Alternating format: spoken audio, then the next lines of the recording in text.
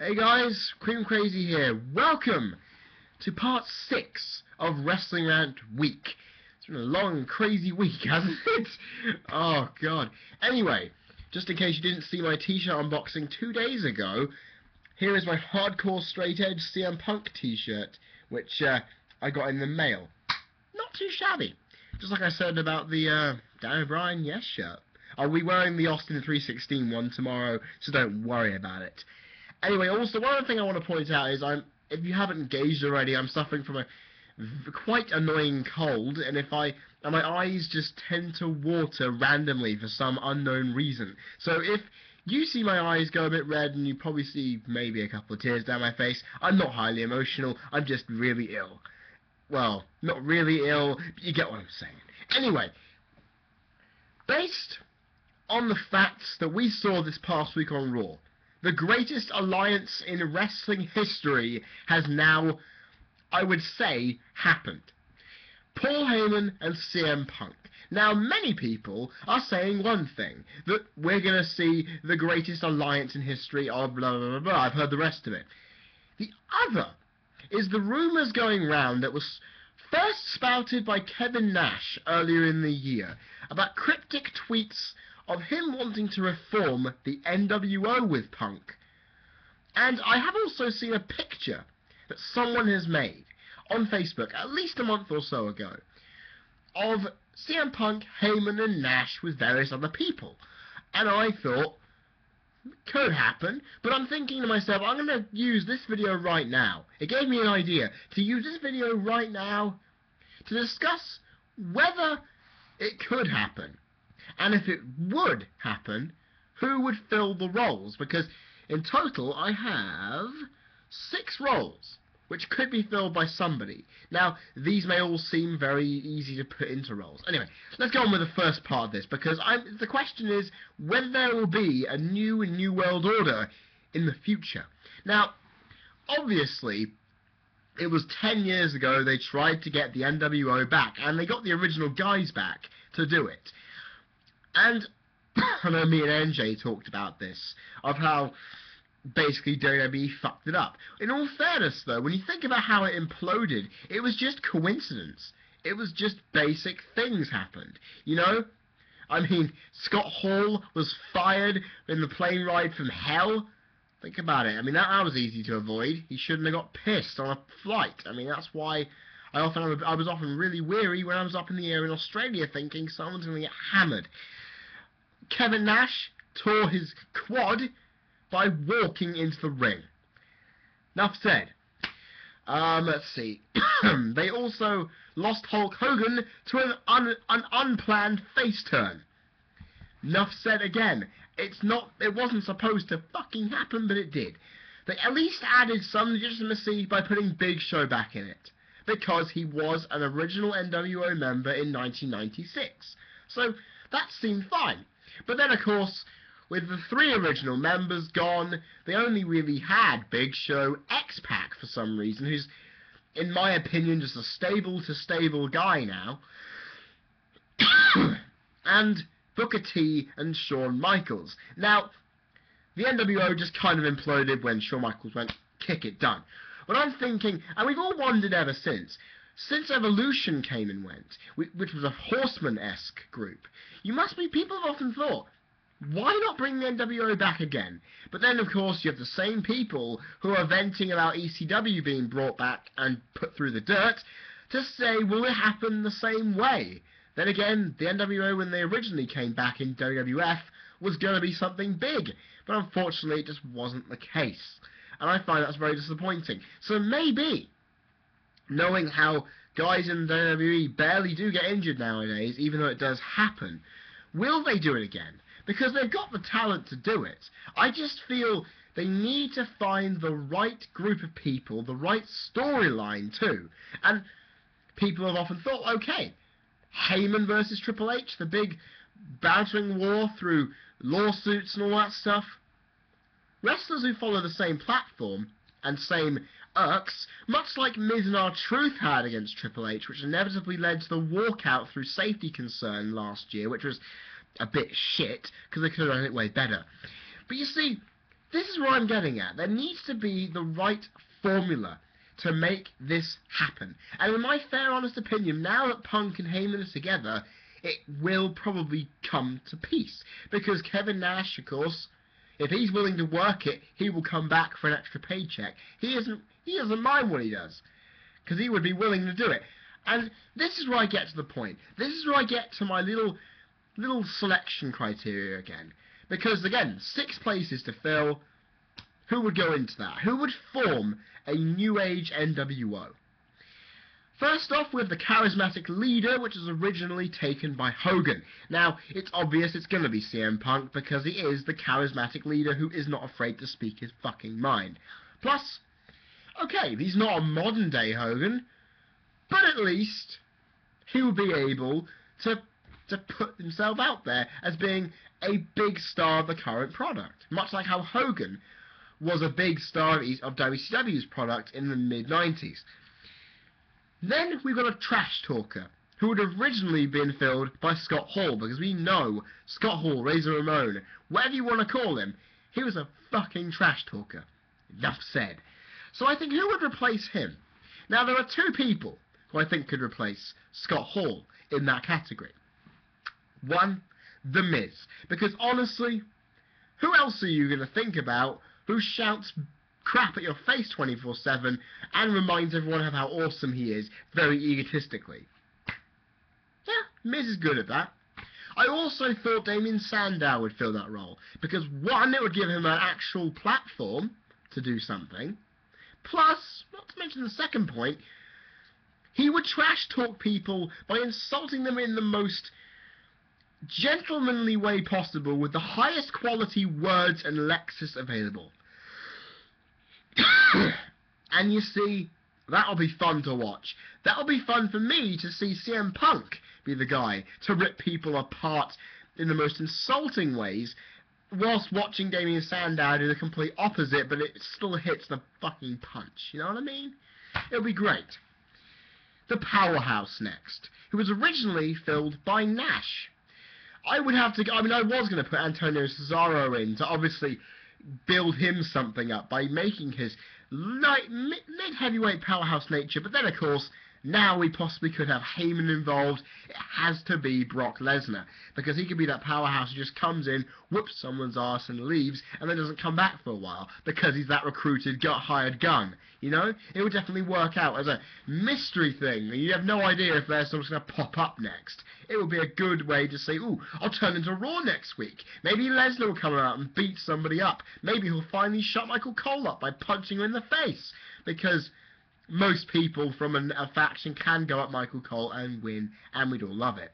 Make him pretty popular on that front. The category of wrestling specialist, which was previously, now we get into this is the area where obviously you had to count additional members in for the original nWo. Now, Savage, Hart, and Hennig were all part of the nWo in the mid to late 90s.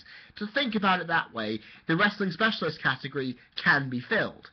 I would obviously think Daniel Bryan, he's on a fucking roll. His mic work is incredible. His wrestling ability you don't even need to go into. And also, not to mention, to have a go at AJ or Mr. McMahon or anybody and just shouting no in their faces to a lot of things, he would be kind of a comedic guy on that front. But we'd also take him seriously, because we know he'd kick people's butts. Simple. Now, of course, we get to a little category which I think needs to exist. The original member for Legitimacy, who of course would be Kevin Nash, because he's up for it. And you're probably asking me, why would you need an original member for Legitimacy's sake? Well, it's kind of like the fact that the Horsemen had to still have Flair and Anderson in it, and when Anderson couldn't, this is Arn I'm talking about, and when Arn couldn't be in it, they kind of had to say, okay, Horseman's done with. More the fact that he'd obviously fill the role that Flair had in Evolution, for making Evolution the next Horseman-esque group by having the figurehead of the Horseman in there. And I feel you can't really have an nWo 3.0, or a 2.0 if you want to really be specific, when you don't have an original member in there. It just makes you think, wow, these guys mean business. They brought back Nash for this. It's like seeing DX back at Raw 1000. It's the proper DX, bar China and the late Rick Rude. To me, that's perfectly fine. That makes it more legitimate than the Shawn Michaels Triple H tandem we've seen the last 5 or 6 years. And then finally, we get the Mouthpiece Manager or Consult, which was held in the mid-90s by Eric Bischoff, because honestly, he allowed them to do whatever the hell they wanted him to do. So, yeah, I would fill this by the obvious manager, who is a bloody good mouthpiece, Paul Heyman. Now, he would obviously still be speaking for Lesnar, because Lesnar wouldn't pop up every now and again. He would be the guy to say, Lesnar's going to strike, you don't know where to be, you're going to have to all be afraid of us, we're the nWo. And to be honest, I'm still, if this does happen, I'd love to see Heyman supporting and ranting in everyone's faces about how good the nWo is. How fun would that be? Basically, hearing Paul Heyman talk is fun on any note. Look at Raw 1000, even him shouting, "It's on!" is hysterical. It is absolutely hysterical. And I never get sick of it. Never. I never get sick of that. Which kind of shows that I am a Paul Heyman mark, but at the same time, it's for good reason. Paul Heyman is the legend he is, and therefore he needs a place in this group. Yeah, so that will be it. It will be Punk, Miz or Sandow, Lesnar, Bryan, Nash, and Heyman to make what would be a fantastic new nWo. And I know why you're thinking, oh, come on, Fred, don't be so optimistic. It isn't going to happen. The lights seem to be pointing in that direction, because we have no idea what's going to happen between Punk and Heyman now. It could go off in that direction. It could go into something completely different. But to be perfectly honest, I think it could happen. I'm really thinking this could be a possibility. Because all the dots kind of join up, but not to mention, WWE kind of needs a faction. And I keep saying this. You need a consistent presence of a force, whether it be the Straight Edge Society, Evolution, DX, Nexus, the Core, doesn't really matter where. You need a faction. And I think, okay, the nWo idea is recycled, and therefore I would criticize them for it. But like I keep saying, if things are done in the right way, then it could turn out well. And with the people I've mentioned who could be involved in that, it would work out fantastically. Because the level of the talent we're talking about here, pretty damn good stuff. And I would feel WWE would learn from their mistake of just throwing random guys in when they lost a couple due to some random turns. If they don't turn them too quickly, if they don't just make them get buried like the Nexus was, and that's the thing, if you ever think they could do the same thing like they did with the Nexus and completely bury them for most of the year, then they're not going to get away with that. This is a very legendary stable, and WWE luckily didn't get the chance to bury them when they had the chance, because obviously McMahon said, well, look, Shawn Michaels has obviously done this, therefore it's the end of the nWo. And that was a shit McMahon impression, but my throat is fucked. Please excuse that. Horror. Anyway, the fact is, Vince McMahon will realise he may own the rights to WCW, all its likenesses, all of its everything, but he will understand, even though he crushed the nWo, WCW, he has the respect to build it up properly. He has the knowledge that if this fucks up, people will riot, including me, because I would not want to see the nWo. Hell, I hardly watched WCW. To be honest, I only really watched WCW clips for the Benoit, Malenko, Jericho, Guerrero matches. I hardly watch it for anything else. They're the one things that keep me going back to watch old WCW stuff. Because it's bloody good stuff.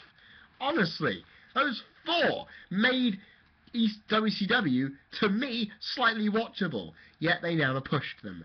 La-di-da.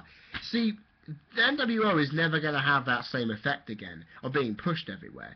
But they are going to at least be made to look like a threat. Because if you had Punk, Miz or Sandow, Lesnar, Bryan, Nash, and Heyman, nobody is going to want to fuck with you. And that's the big thing that the nWo in its latter stages, in WCW, kind of, and the modern, the 10 years ago reincarnation, is that by the end of it, they weren't really tolerated as a major force. In booking in '99, and just in general manpower in 2002. This will be treated a lot differently. And in the long run, that would be fantastic. It would give these guys a place. They could go from brand to brand, causing a lot of terror. You know, plus give Sandow a board to leap from. It would give Miz a place to be reaffirmed back. It would be a lot of stuff. And I feel that's fantastic, right? That the nWo gets a second chance under the WWE banner, because remember, we always have a feeling of what if the nWo stayed around in 2002? What could have happened? What could have happened if Hogan never turned face accidentally and was pushed to the WWF Championship? What, by all means, could have happened? I think if Vince McMahon allows this to happen, it would be a great pushing out the ball, if you will, saying, okay, guys, I'm going to give you another chance to make the nWo a threat under my banner. You go do it. Hey, if he needs to inject another dose of poison right into the vein of WWE to make it alive again, that would be good. Because, remember, he sent the nWo in inverted commas in February 2002 to kill his own creation because of what Flair had done and what it had driven him to. The fact is, Vince McMahon could see this as a great marketing opportunity, because a lot of the older fans, a lot of the IWC smarks who stream the pay-per-views, who don't buy the merch like I've done here, who just sit on their computers ranting about the old days, the Attitude Era nut jobs, or the Monday Night War nut jobs, I should say, because they will want to see what they do. If they see a well-booked, dominant nWo Mark II inside WWE program, then they would crawl out of their spaces and they would cheer for it. Well, I'd want them to boo for the sake of alignment purposes, but they will cheer it, because they will be happy saying, online, yes, new nWo is fantastic. It's doing everything I wanted. I'm interested to see what happens. I'm going to watch Raw. I'm not going to stream the pay-per-views. I'm going to do what I can to support this, because that's how you are supposed to do it. That's how they can. And I think Vince McMahon, if he realizes this, could be thinking $ in there, plus nWo old retro shirts. That's a merchandise seller, for sure. That's a merchandise seller because faction t-shirts sell. DX, Evolution, Nexus. Hell, the old nWo shirt when they came back sold like hotcakes. So, again, there are so many reasons why you could bring them back. Really. And I hope they do, because it would be fun. I'd love to see what they do. And let's just pray and hope that if they do come back, if the nWo is reborn, Rock House theme and all, because honestly, that's what it's meant for, it would be great, wouldn't it? It would be fantastic, and let's just hope it all turns out well if it does go down that direction. And guys, nearly a 19-minute mark, I am going to end it there. Hope you've enjoyed this video. Again, the usual stuff. Subscribe up there for the last video, which will be tomorrow. Then you can also like my Facebook page, which has a new cover photo made by me on Photoshop. Also, you can search me on Skype for some talk about wrestling. You can bookmark and favourite my blog. You can also continue asking me Q&A questions. You know the story by now. December, I get it. Also, please request me to do some wrestling banners for you. Message me here. Facebook, Skype, DeviantArt, especially in DeviantArt if you've got a profile, because that's where you're going to bloody find them. Because my link to my wrestling banners folder on DeviantArt will be in the description, because I've done 3 so far. I've had a Heath Slater and Justin Gabriel banners both requested. I am doing well with these. I'm enjoying doing them. They're fun little things to make. So if you want one, okay, they're 700 by 300 and they take up a shitload of space on a forum, but they're still fun to look at because I found a formula that will make them good. So if you want them, request them. Personal message, DeviantArt, Facebook, Skype, anything. Just give me a buzz and tell me what you want, and I will give it to you. Because I can whack one of those out. I can whack one of those banners out in about 1 hour, 2 hours if I know what I'm looking for. So, yeah, just go for it. Guys, the next video, the last video of Wrestling Rant Week, which is Wrestling Rant 65, will be a little video that I want to do because I'm not going to... Okay, let me just break the news to you now. I won't be reviewing Night of Champions because I will be enjoying... The majority of what's going on is I'm going to be down there at Freshers Week at my uni and I will not have access to Sky Sports. So, yeah, I will be getting things unpacked at uni. I'll be enjoying the Freshers activities. I won't be able to stay up and watch Night of Champions unless I have a stream and I will be able to watch it, knowing though I have to go through the induction purposes of my course, that kind of stuff. So, this is a Night of Champions related video, just to kind of get everything going. And this is, what does Night of Champions really celebrate? Now, I think, honestly, a lot of you will find that interesting to watch, because the meaning of Night of Champions has been blurred recently, and in all fairness, with the titles being degraded, we want to see, what is the pay-per-view just an ordinary pay-per-view now, or is it something a bit more than that? Is it the 5th big pay-per-view of the year, or is it treated like that? Is it something of worth? And that is what it's going to be about. So guys, I have been CreamCrazy, you've been people watching. This has been the question of a new nWo in WWE in the future. And I will see you here for tomorrow. And I hope you're going to be there for that, guys, because it proves you've been watching them most of this week. Yeah. Anyway, see you guys then. Have a fantastic tomorrow. Hope everything goes well. And let's hope anyone with colds out there, you will get well soon. Cheers.